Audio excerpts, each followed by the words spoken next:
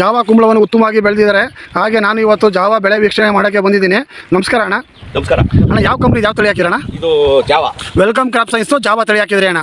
ಎಷ್ಟು ಪ್ಯಾಕೆಟ್ ಹಾಕಿರಣ್ಣ? ಅಣ್ಣ ನಾವು ಇಲ್ಲಿ ಒಂದು 14 ಪ್ಯಾಕೆಟ್ ಹಾಕಿದ್ವಿ 2 ಎಕರೆಗೆ. ಮತ್ತೆ ಇಳುವರಿ ಹೇಗೆ ಬರ್ತಾ ಇದೆ ಅಣ್ಣ? ಅಣ್ಣ ನೋಡಿ ನಿಮ್ಮ ಎದುರುಗಡೆನೆ ಕಾಯಿ ಇಟ್ಕೊಂಡಿದ್ವಿ. ಅಲ್ಲೂ ಪೂದ್ ಹಾಕಿದ್ವಿ.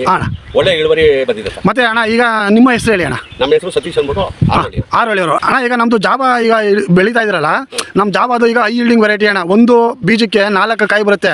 ಈಗ ನಿಮಗೆ ಗೊತ್ತು ಅಣ್ಣ, ಜಾವಾ ಬೆಳೀತಾ ಇದ್ದೀರಾ, ಮತ್ತೆ ವೈರಸ್ ಪ್ರಮಾಣ ತಿಳಿತಾ ಇದೆ. ಅದಕ್ಕೂ ಇದಕ್ಕೂ ಯಾಕೆ ಬಂತಣ್ಣ? ಬೇರೆ ಕುಂಬಳಕ್ಕೂ ನಮ್ದಕ್ಕೂ ಅದು ಈ ಸರಿ ಏನು ಇಲ್ಲ. ಕುಂಬಳ ಕಡಿಮೆ ಫಲ. ಕೆಲವರೆಲ್ಲ ಹಾಕೋರೆ ಫಲವೇ ಇಲ್ಲ ಅಣ್ಣ. ನಮ್ದು ಜಾವಾ ಅಣ್ಣ ಪರವಾಗಿಲ್ಲ ಅಣ್ಣ. ಇಡೀ ಊರೇ ಈಗ ನಿಮ್ಮ ಆರೋಳಿ ಅಣ್ಣ, ಇಡೀ ಊರೇ ಹಾಕಿದೆ ಅಣ್ಣ. 90% ನಮ್ದು ಜಾವಾ ಕುಂಬಳ ಹಾಕಿದ್ರೆ ಅಣ್ಣ. ಇಲ್ಲ ಚೆನ್ನಾಗಿದೆ. ನಿಮ್ಮ ಕಂಪ್ನಿದು ಬಹಳ ಚೆನ್ನಾಗಿ ಬಂದಿದೆ.